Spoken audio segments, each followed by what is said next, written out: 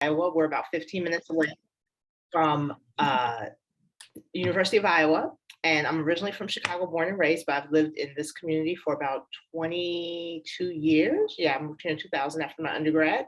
And in addition to working as a librarian, I'm also in library school. So I am pursuing my MLS degree and from the university. And I literally heard about LBB yesterday and contacted Megan, and I was just so excited about this. So I'm so glad it was Kismet that I could join this call. So I'm looking forward to meeting everyone. Thanks, Kelly. It's great to meet you and great to have you here. There's some more friendly faces. Hey, Stacy. Hey, Andrea. Hey, Danielle. Hey, Mike. Good to see you. There's Jacob. Okay, cool. Well, we are gathering, but yeah, if anyone else wants to say hi, introduce themselves in the chat, or these are really informal conversations. We'd love to get to know people, ask questions throughout. So if you want to unmute now and say hi, you're also welcome to do that. This is the Libraries Build Business community discussion. Today we are talking about our Libraries Build Business monitoring and evaluation system and the impact data from our initiative. So for many of us, you might know that the initiative is wrapping up. We have some final reporting to share. The playbook was released this week. I'll talk a little bit more about that in a second. And we're kind of start kicking off these monthly discussions to kind of keep the community going.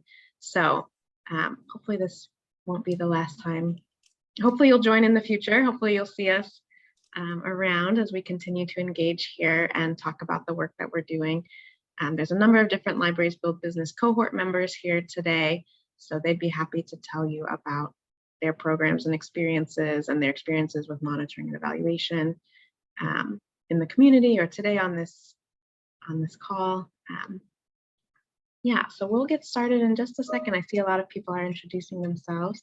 Thanks everyone for joining. We have our guests today from Cicero Group, who was the monitoring and evaluation partner for the Libraries Build Business Initiative. So Jacob Allen and Ching Sullivan are here to share the impact data and to go over the monitoring and evaluation system. So we'll get to that in just a minute, giving people a chance to join, say hi. Many of you probably heard about this in the Libraries Build Business community, but if you haven't joined the community, I would encourage you to do so. We have a Slack asynchronous discussion board for people to post resources, ask questions, get together, just the peer learning thing. And we're hoping we're going to kick off this as a monthly discussion series here on Zoom. So stay tuned for that. Yeah, so I'm going to go, Marika's here. Hi, Marika. Good to see everybody. Okay, Jacob and Ching, you guys good? I'm going to do a little intro on the playbook, and then I'll turn it over to you. Great.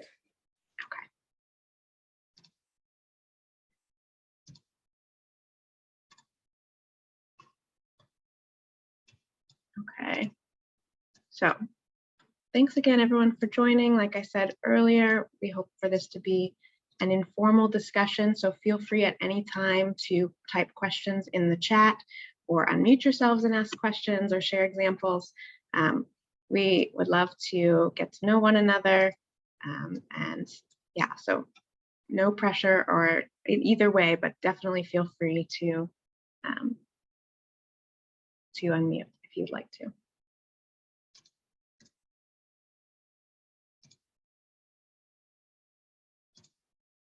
Sorry, there's a little lag, I think. There we go.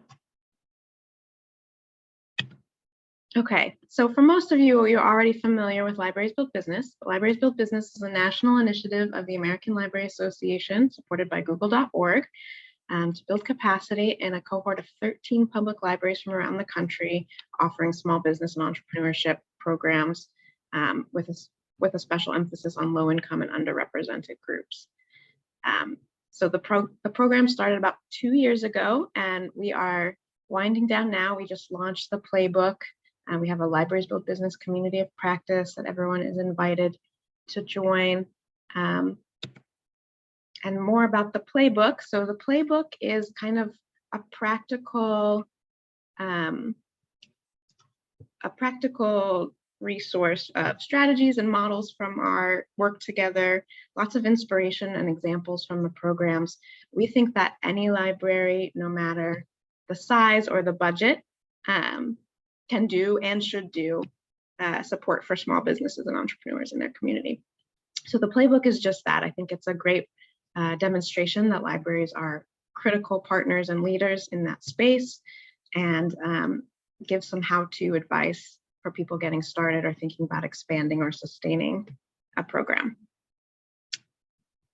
The playbook covers 5 key areas: getting started, building and expanding the program, equity, diversity, and inclusion, monitoring and evaluation, which we're going to dig in and provide some support on today, and sustainability. Any questions about the playbook? And like I said, we also have the Libraries Build Business community. Many of you probably heard about this event from the Libraries Build Business community, but I can share the invite link if you have not already joined us there. It's a Slack discussion board where we post event announcements, share resources, ask questions. Good place to connect with everyone that's on this call. So I'm going to stop my share and see if any questions about the playbook. Thanks, Emily, for sharing the link. Okay, well then I'm going to turn it over to Jacob and Ching, who are going to talk about the monitoring and evaluation system that we use for Libraries Build Business, and also share our evaluation data from our final Libraries Build Business report.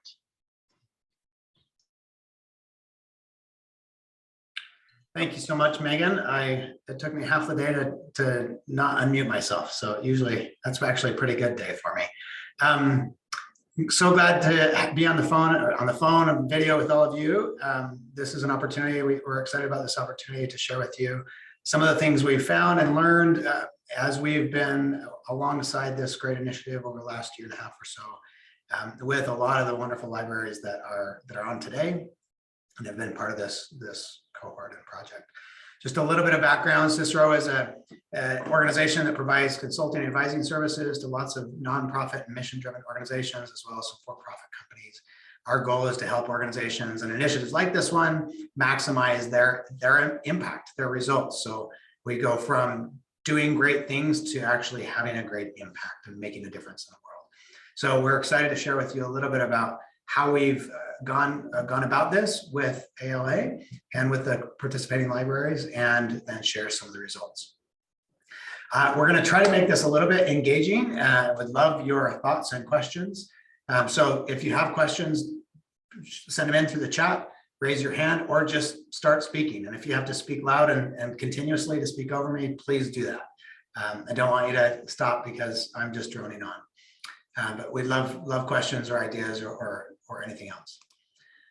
So to get going, as you probably all know, the LBB cohort has been something that's been involved over the last 1.5 years or 2 years with libraries from across the entire country. These libraries represent a wide range of a lot of different things. Urban, rural, small service areas, very large service areas, large staff, small staff, big budgets, small budgets, lots of programs, a few programs, et cetera. So it's been a really great representation to see what does and doesn't work. And frankly, I think we've learned that in just about every setting, programs and services that support small business and small business owners and patrons can be effective. It's not to say they're easy, and especially in a COVID era, but they can be effective and can be beneficial to everybody involved. This is a little bit of a complex slide that's called a theory of change. Many of you are probably familiar with this term. A theory of change is just what it says. It's a theory for how an initiative or a program will create change in the world and the desired change that it has. And so the way to read this is actually from right to left, not as we usually do from left to right. And the point of that is to say, okay, what is the ultimate goal of the Libraries Build Business initiative? Well, ultimately, the big vision is that we're improving the communities in which we live and work. The way in which we do that, if you stepped one step to the left, is through a number of key medium-term outcomes: entrepreneur prosperity, satisfaction with their entrepreneurial endeavors, economic resilience, and some things that have to do with more about the library itself. A culture around M&E. For learning, M&E is monitoring and evaluation, so learning and improvement. So within this initiative, the ultimate goals are, yes, improve communities by, for example, driving entrepreneur prosperity. And then if you take one more step to the left, the idea here is to say, well, what are the things that are going to lead to or drive entrepreneur prosperity, or that will drive M&E culture and development? And so these are some of the things that are more measurable in the near term. So did the program or service or resource that the library provided drive some personal impact for me as a business owner or patron? Did I develop skills as a business owner? Did I actually launch a new business when I was thinking about it before? Or if I had a business already, did my business grow? And so on. And then we can also measure some things that are called outputs. So these may not be lives of the individuals or in the communities, but they are important to track still. So for example, are entrepreneurs aware of the programs and services that the library is providing? Do they enroll and participate in those services? Important metrics to track, if you will, but not necessarily evidence that we've actually made a difference in the community yet. And then finally, there, as you can see on the left hand side, there are some inputs that hopefully create all of these wonderful ripple effects over time. So instruction and events and access to resources or access to financing and so on. So that's the theory of change for library build business, excuse me. But does anybody have questions about what a theory of change is or how it's used, et cetera, et cetera?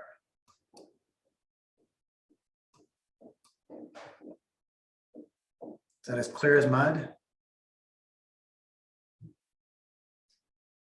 Okay, well, the reason that matters is it does a few different things. First, articulating something like this for programs that you're interested in running can be beneficial because it helps clarify exactly what you're trying to achieve.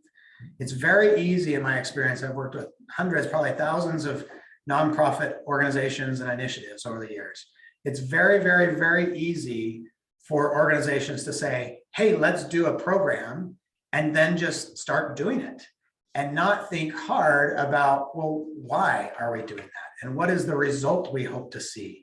And then let's make sure that the way we're doing this program actually is likely to drive that outcome. So recommendation number one, or takeaway number one from this monitoring and evaluation work is, as you think about standing up whether an initiative or program, whether it's to support small businesses or something else, think about, or think at least along the lines of a theory of change. What is our ultimate goal, and what are the things that help us get there? What do we want to measure and pay attention to as we go along? Okay, the second reason that's important is that these are the things then we collected data on. These are the things we measured in conjunction with all the participating libraries. Some of them we measured at the patron level. So we asked individual patrons and participants in programs, what did you think? How did this help you, et cetera? And then we also asked this at the library or organizational level in other areas. So we asked them, how are things going? What are you learning? And some of this was in quantitative ways on surveys, and some of it was more in conversations as we learned more qualitatively. So with that background in mind, let me just share with you some of the highlights, the takeaways that we've seen over the last year and a half or so. Across these libraries that were listed a couple slides earlier, over 1,200 events were held with a total of nearly 15,000 attendees. I've got to say that's pretty remarkable, and it's especially remarkable in, again, a COVID era. So think about hosting events a year plus ago when nobody was going anywhere or doing anything. And most of the libraries were actually shut, they were closed. So that's been a big transition, and there was a lot of recalibrating, a lot of pivoting, a lot of innovation that went on to make that possible, such that there were virtual events and drive-bys and other kinds of things until eventually libraries could host events at the site itself. So huge kudos to the participating libraries. 367 individuals responded to this small business survey over the last year. Of course, that's not a huge sample of all those attendees. One of the lessons learned is that it's actually difficult to get people to respond to surveys. We kind of knew that going in. It's particularly challenging when they just go in and check out a book or access a database or something like that. It's difficult to get them to stop and answer even a small survey. It's more likely that you'll get people participating in survey result and responding to surveys when they are attending a class or when they're there at an event and you have a chance. And this is something we worked with the libraries on over the year and a half, was to say, hey, take 3 minutes at the end of that event and get their feedback right then before they go home and get busy and don't want to click on that link that you send them via email. So how to do that measurement and evaluation is something we can talk about as well. As you can see, over 2/3 said that they were very likely to recommend their library support to small businesses. We think that's a very high, satisfaction rate. So again, kudos to the libraries. And then that some of these key elements of participants' confidence and motivation and success seem to be driven by the library's resources. And then we'll touch on each of these a little bit more, but crucially, I think, is who libraries served in this initiative. These are, and you'll see some more details later, but a lot of individuals were served that are typically hard to reach or underserved by a lot of other traditional small business services and supports in communities. Okay, let me pause. There's some good hand clapping. Yep, exactly. So thank you. All right, moving forward. On that last point, this is a little bit of a representation of the types of people that participated and received and benefited from these services. Over 3/4 of participants and patrons were women. Almost 2/3 were Black, Indigenous, BIPOC individuals. Lots were relatively low income. I know that's not average or median income, but for those in various communities, that's household income, total household income. And so a lot of people on the low to medium end of the spectrum. And then a number of people, not insignificant, that were for whom English was a second language. So that's, again, a really great indicator of the wonderful support that's being provided in these communities around the country. Jacob, could I chime in?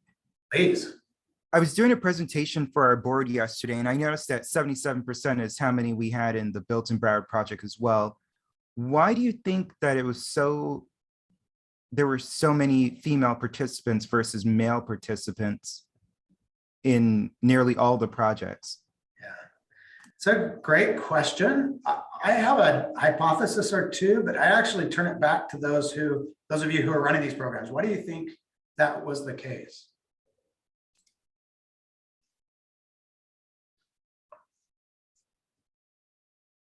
Based on the cohort I was doing? I'm sorry, go ahead. That's okay. Go ahead, It's Susan. Susan from Topsom. I think that we see a lot more women in our libraries up here. I think we see families, but the women are up here are the larger cohort that we're seeing here. Yeah, I would agree. This is Julie from Baltimore County. I would agree with Susan. Even back when we had in-person programs and these business programs were in person, it was predominantly women who are part of the classes themselves.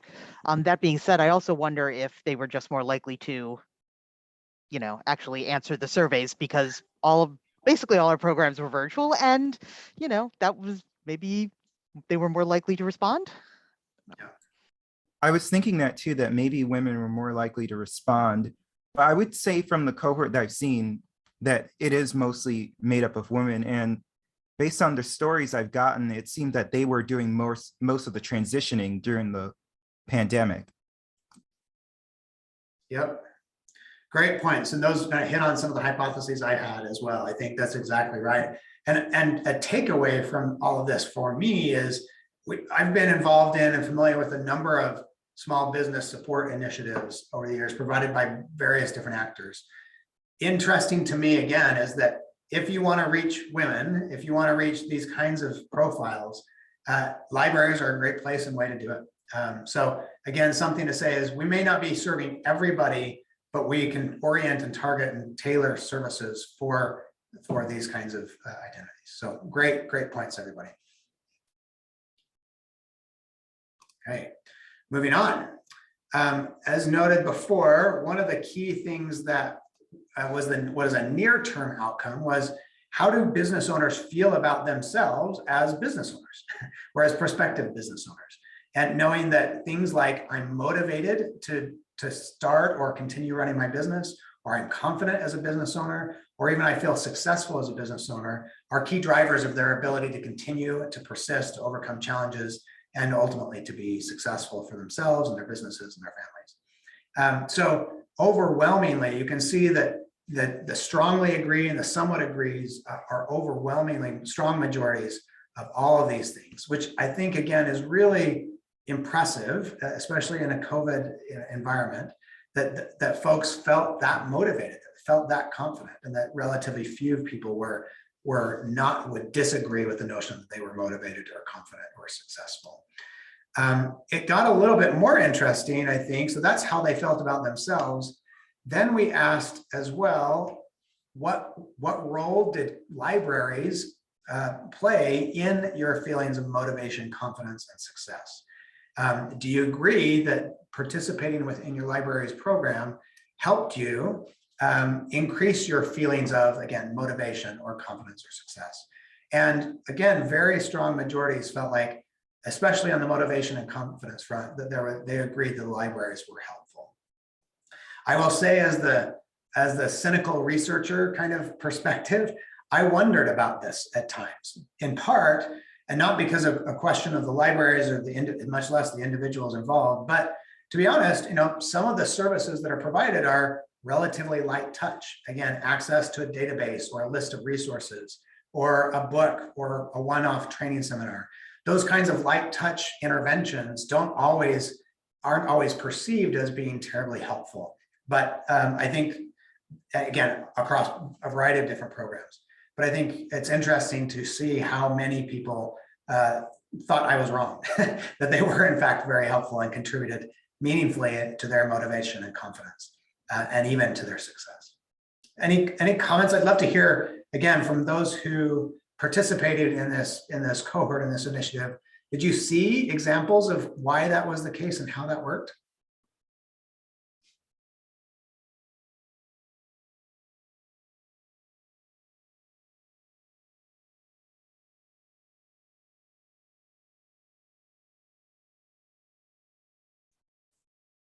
Stunned into silence. Okay. If you do have thoughts about that, I think that would be very interesting to see, understand how your programs generated those kinds of impacts. All right, moving on. Here is something called a Net Promoter Score. It's built off of a traditional question around satisfaction.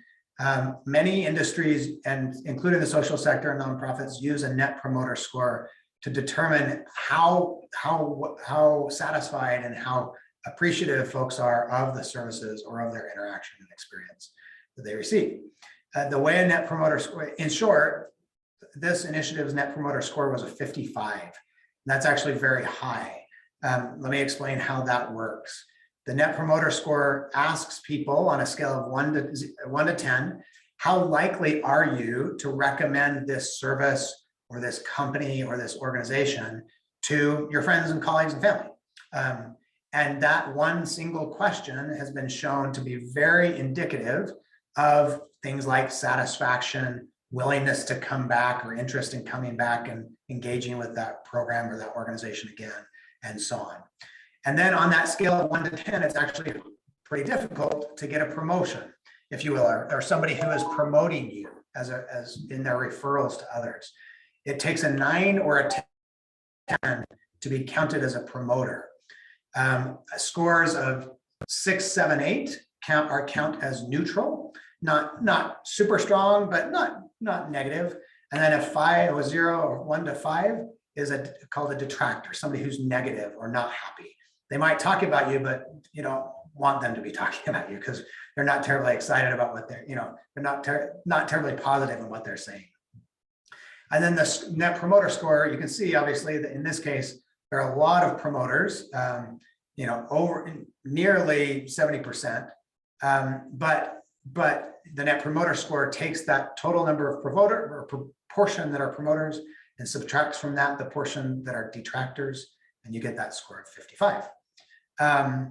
Again, it's a simple 1-question way to get a sense of how you're doing in the services and interactions you have. The way to understand a score of 55 is anything positive, anything better than 0 is good, right? You want to be there in that positive territory. Scores between 20 and 30 are considered very strong. Scores above 40 to 50 are very, very strong. So all that's a long wind up to say there are a lot of satisfied people who participated with these libraries in this initiative. Okay. Jacob, Any questions, reactions on that, please? this is Stacy with Spokane County Library District. Would you mind going back to the previous slide? Because I've been thinking about if it's not too late to comment on this one. I was just thinking, and Danielle can chime in if I'm not remembering all of this correctly, but I know that some of the things we observed with our participants was that going through this program really held them accountable, but at the same time validated what they were doing. We had, and our program, we had more than half female participants. And I think having this cohort setup that our program had, they had a network of, business owners that some of them were in the same place as they are. So they got that validation that, yes, I am on the right track. I do know more than I think I know. And they were able to identify which areas they needed help with and growth in, but they weren't being judged or talked down to. And then they really appreciated that peer group holding them accountable as they were going through the program. So those are factors that I observed leading to those responses. I'm not sure if Danielle, if you have anything you want to add, or if anyone else in the group. Stacy, thank you so much. I think that's a great comment. So I'm really glad you came in. It was definitely not late. Would you mind actually sharing just a little bit about the nature of your program, and so folks can get a sense of that? Sure. For Spokane County, we focused on we called it a small business boot camp. It was an expansion of a program we'd done a few years previously around Small Business Saturday. And this community that we did the small business boot camp in, the business community wasn't really, they didn't talk to each other. They didn't fully participate in community events that might help increase traffic to their stores, increase business in general. And it just seemed like that community could benefit from some targeted training on a variety of topics, whether it was how to manage their employees, how to handle social media better, how to market things effectively by the seasons. And unfortunately, this was, or fortunately, depending on how you look at it, this is a more rural community. So having to pivot everything completely online was a struggle in a lot of ways, because we were working with a community that had unreliable access to the internet. And a lot of our program had in-person networking opportunities and sharing a monthly meal. And Danielle did a fantastic job really leading the charge in trying to get this online community created so that there would be that opportunity to network. And we saw that develop in some of our participants who, put into it what they, wanted to get out of it. Just like everything else, people had Zoom fatigue, and, we lost people along the way because there was just too much going on, or the internet was too frustrating. But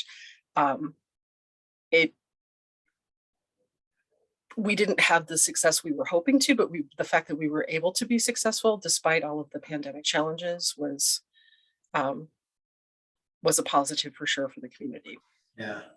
Thanks so much for sharing all of that, Stacy. I think all of that was fantastic. And your parting comment of it wasn't quite what we hoped it would be, and it took a lot more than we thought it would, probably, is my insertion. And yet it was still a positive, I think, is a great actual summary, again, in light of the environment, the context in which all of this was happening. I also want to emphasize something you said earlier as well, in talking about why you feel like these outcomes are what they are. Both in this initiative and in many others with small business owners, that sense of I'm not in it alone. I'm on a sort of kind of right track. I'm not totally crazy and I'm not missing the boat. And there's somebody here to support me and connect me with resources or ideas, including peers, right, that are in the same boat as me. Those kinds of things are actually really powerful and really important, even when major other, training or other kinds of resources are provided. Those elements can be very powerful. So as again, those of you who are continuing programs or reimagining programs, or those of you who are thinking about starting something, I think that's a great highlight that Stacy, or great conclusion or recommendation that Stacy highlighted. Great. Moving along. One of the questions is, one of the design features or aspects of this initiative is that each library it was up to the library and the leadership of the library to determine what it was going to provide.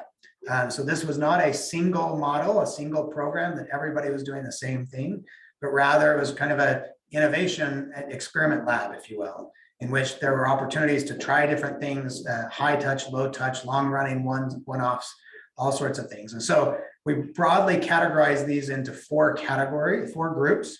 One was a set of was about resources. So this is access to information, lists, connection points, other kinds of things, content, and so on.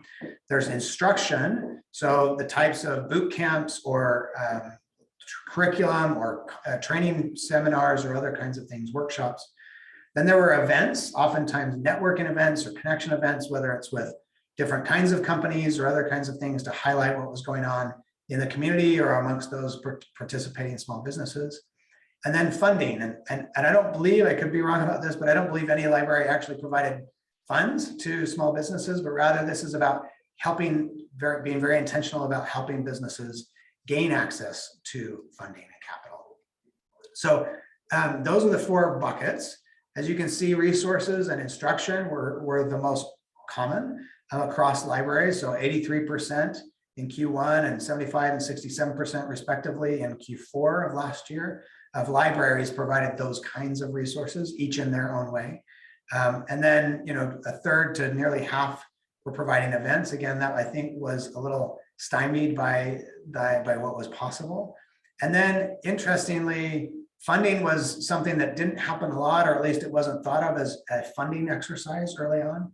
And then more and more libraries started thinking about prioritizing the importance of funding for small businesses and access to that. And so my sense, and folks, Susan's nodding her head, I don't want to call you out necessarily, but there were a number of folks that said, hey, how can we help? What do we need to do? Who do we need to get connected with so that we can create opportunities for business owners to gain more ready access to funding?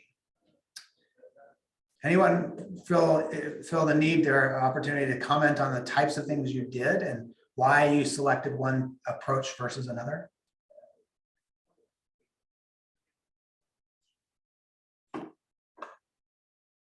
Okay, well, if not, we'll keep moving.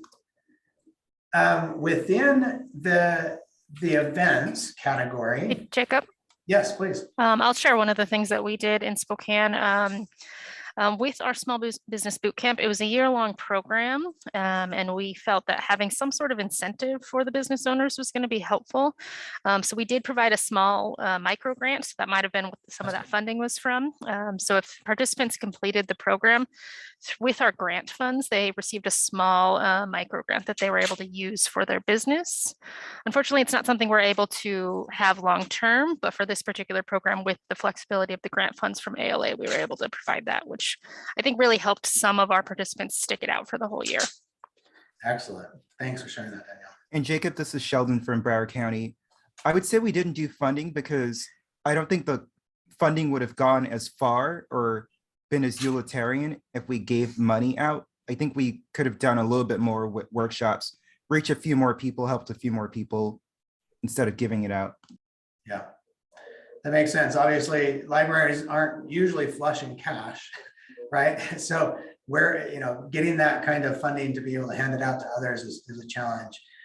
But even so, again, I think helping, as a small business owner, any, capital is always a challenge.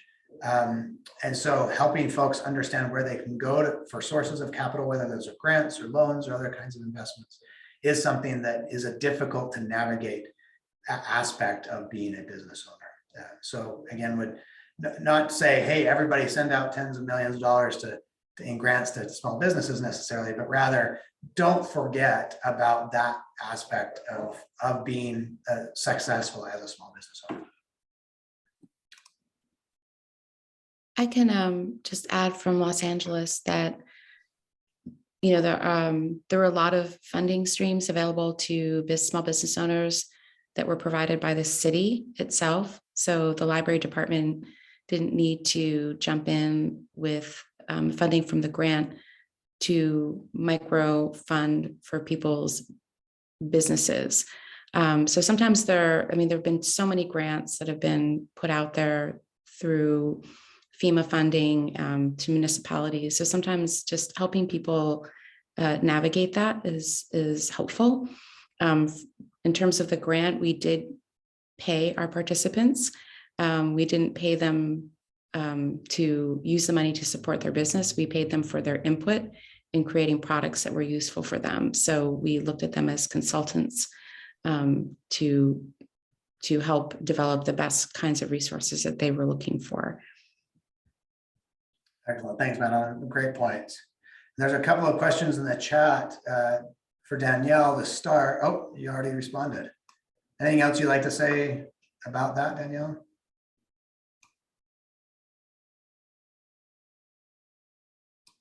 Okay. If not, then another question from Kristen. Anyone seen or provided a successful program about bootstrapping? Anyone on the line have ideas for Kristen about that? I don't quite have an answer for Kristen, but I will share with Megan's question some of the things that our participants use their grant funds for. We had an artist in the program. She was able to expand her business and expand into clay work and pottery. So she purchased a kiln and was working on getting her actual shop or her art studio finalized. So she would be able to expand there. We had a dentist who was part of the program, and he was able to expand some of his marketing and promotion for his business. And then we had a realtor who was working on some just kind of basic like business cards and just getting started in her realty business. So they were really able to expand their particular industries with that small grant fund.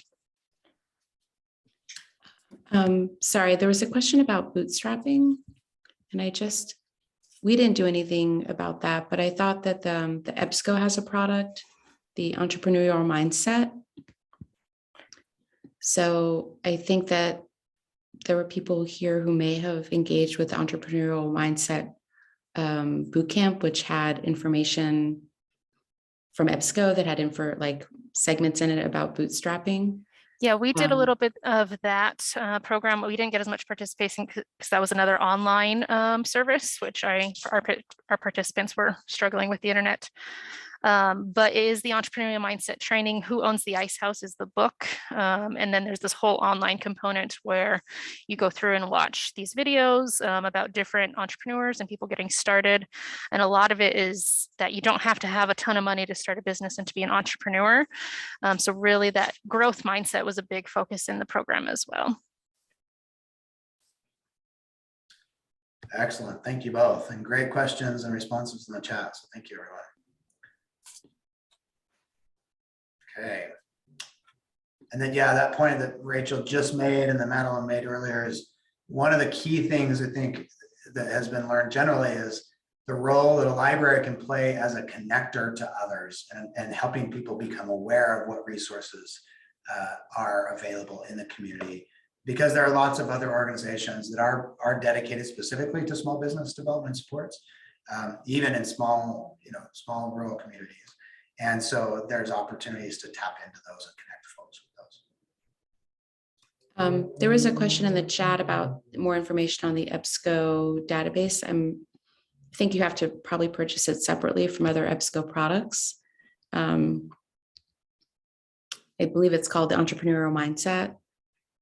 So we could, we talked to the people who, I had conversations and just full transparency. I'm not supportive too much of bootstrapping and the conversations around it. I think it's penalizes people who already are outliers to traditional revenues or, funding streams. I think it asks a lot of people who are already carrying a lot of weight and poverty and asking them to build on that. And I think there are other ways. So that's my personal perspective. I'm not a big fan of the bootstrapping, but I know that it's a way that small business people start their work. If people want to do that, who am I to say not a good thing, but and there are ways to do it that are better, but there is a whole product. So I'm sure someone here can put you in touch with the EBSCO folks who manage that. Thank you all. Okay, and then Alexandra just asked a good question about the reactions to of administrators or boards to the results of the programs. Maybe let's hold off on that, and just because we want to touch on some internal capabilities, but let's make sure to come back to that because I think that's a really relevant and important question. Great. So moving forward. Again, wanted to mention just some of the types of events that were conducted or held, a range of things. You see both on the left, the numbers of events and attendees, a breakdown by workshops and one-on-ones and ESL classes and the like, and then the percentage of libraries that hosted those kinds of events. So again, predominantly or heavy emphasis on workshops and one-on-ones, half of libraries engaging in ESL, English as a second language classes, and then a few convenings and lectures going on as well. Okay, so this then gets into a couple of this question that I punted on just a few seconds ago. So one of the things we were interested in learning about was the degree to which libraries themselves felt like they had the capacity, they had the resources and the support internally to be able to do these kinds of small business initiatives.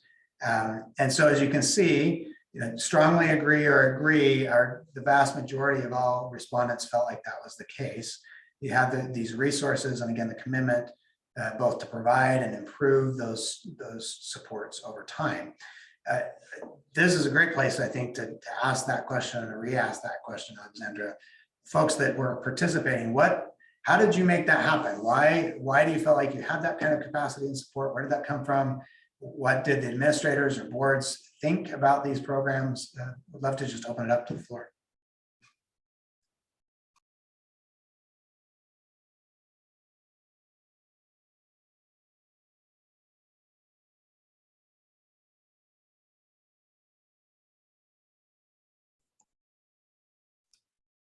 I'm Susan Priest up in Maine again.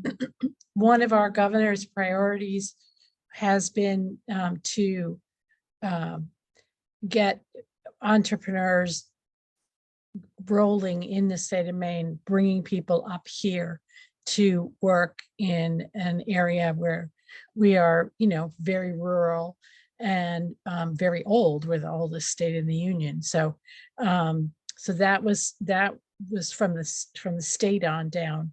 My particular location had been adversely affected by having a naval air station closed in 2005 through 2010. So there was a lot of emphasis on, how are we going to support people? How can we move people into more better incomes, better lifestyle, better deal with the closures of these kinds of places. So there was already a real culture and a real concern on the part of the community, as well as my board, about moving forward on this. So it was pretty supportive all the way along.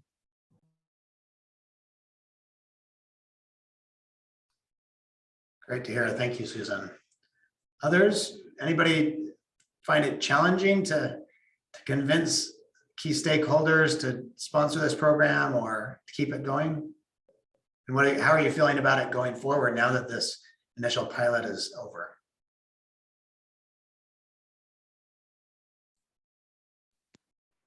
I mean, I feel good about some aspects. Some aspects are going to be tough to do without that funding, but we can be a little more creative with it. And I get the sense that we have a lot of support from our administration to continue with our business education, but we have a dedicated co-working space that does business education classes. So we had that infrastructure already in place.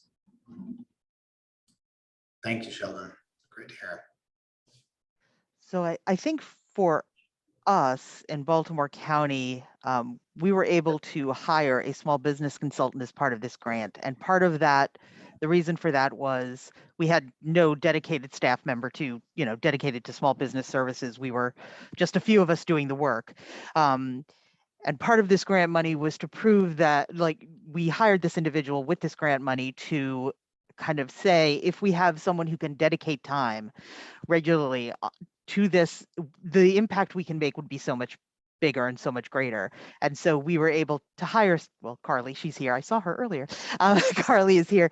We were able to hire Carly, and, through her work and the work we've been able to do through LBB and all of that, it's proven the importance of having dedicated staff working on small business initiatives. And so we're very happy to be able to, now we're able to keep Carly on. So that shows, I think, the support that we continue to have from our administration. They see the importance of having specific people for some topics. Thank you, Julie. Great example, great experience. Okay. Well, good. We'll move on one more time. And this set of questions or data points is about the role that monitoring and evaluation plays for these programs and libraries. And one of the priorities you may remember from the very beginning, but one of the priorities of the initiative was to help increase ability and commitment to gathering data about the effectiveness of different efforts and programs and initiatives, and the results that has both those programs have both on the library itself as well as on patrons, and in this case, small business owners. So monitoring and evaluation, or M&E, isn't always the most exciting topic. It's actually often a somewhat challenging topic and thing to do. But over the course of the initiative, if respondents said, we can hear whether that's, they say that out loud to everybody, but that it is an important concept, and it's part of the library's operations, that the staff and time and the library does allocate resources to conduct those kinds of things, and that they were able to find those valuable. The one area that, the second row you can see is that the budget concerns are real. And I'm sure that that's not unique to monitoring and evaluation, but it is something that does take time and does take some funds and or expertise to be able to do. One of the things that we, Cicero, worked hard at and learned a lot from the participants in the cohort was how to simplify as much as possible, both the types of instruments and the ways in which you gather data, so that it is both easy to administer, is not a burden for those participating, and actually and still provides value in terms of the information it's providing. I don't think that ever gets fully perfected, but I think hopefully, we've made some good progress over the last year and a half in that direction. And I think, frankly, just as you can have continuous improvement that's informed by M&E, the M&E itself can continuously improve as well. So I'd love to hear anybody. Some folks really picked this up and ran with it and loved it. Some folks admittedly may have just held their nose and swallowed, knowing it was an important thing to do, but not necessarily the favorite thing to do. But I'd love to hear folks, again, those either questions about how to do it well or why to do it in the first place, or experiences that those who are participating in the cohort had with M&E. And it's okay, you can say it was rough and it's our fault. That's fine with me. This is Sheldon at Broward County. I didn't mind the survey. That was easy enough to do. I mean, I always thought our numbers were pretty low, but we actually got a pretty good number of respondents for surveys. It's the interviews that got me. There's just me, and it's just, I can't do 30-minute to an hour interviews with 70 people. And I've always found that to be the hardest aspect of it. That makes a lot of sense, Sheldon. I completely understand. Yeah, and it's a balance, of course, of how much do we do and how much are we getting good information and when are we not. So going forward, I'd be curious to know what your thoughts are about it going forward, but maybe the case that it's not necessarily to do 70, certainly, interviews, but maybe even make that simpler and say, hey, whenever I have a chance in a side conversation or after an event or something else, just pull somebody aside for 5 minutes or 3 minutes or something like that and kind of get a sense for how they're feeling about the program. And hopefully you can get some of that same kind of information, even if it's not in such a rigorous or formal way. Okay, good. Rachel made a good comment about making the impression to be asked to be a spokesperson for the Wyoming Community Navigator. So that's fantastic. And then there's a good question, and this has been a recurring question of balancing M&E with public library privacy. Any thoughts on how that works and how to balance those two priorities?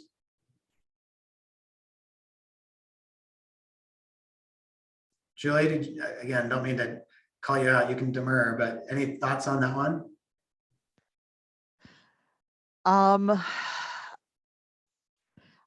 So the way I kind of balance the two in my head is that, all of these questions that we ask of our participants are all voluntary. We're also very careful not to attach any name or any specific even zip code to any of this information we get.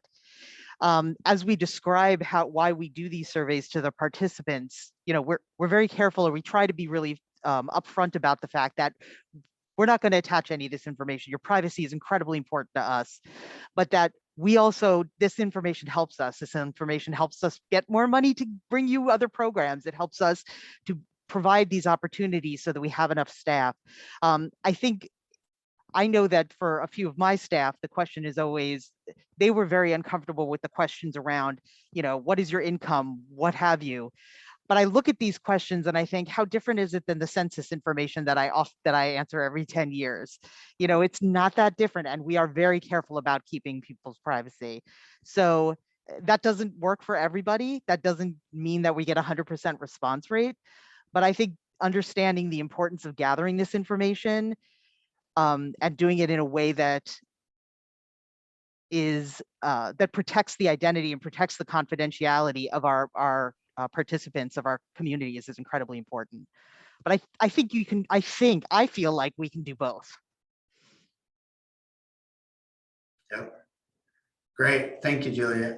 I would agree. Anyone else want to chime in on this one?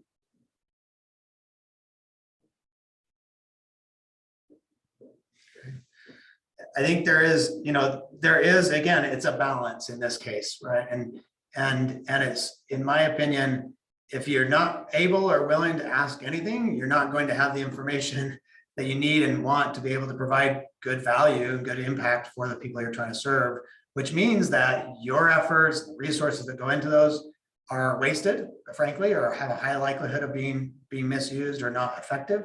And frankly, that's the same is true for those who are coming and asking for help or wanting to get support and those kinds of things. Is if you're not able to say, yes, we know this program is effective and we know it's effective for these reasons and for these kinds of people. So that's on one hand. On the other hand, of course, absolutely, we want to make sure that folks feel safe, that their information is kept confidential and private, and that that's not getting in the way of their ability to get the benefit of those hopefully high impact, high quality programs and services. So again, that's pretty important. There are lots of ways. Mana's saying is one is in most cases, you don't need to ask for actual identifying information, name, address, much less social security number or anything like that, right? So there's a lot of those kinds of things. You can still gather lots of information without asking for information details that would be able to identify who provided that information.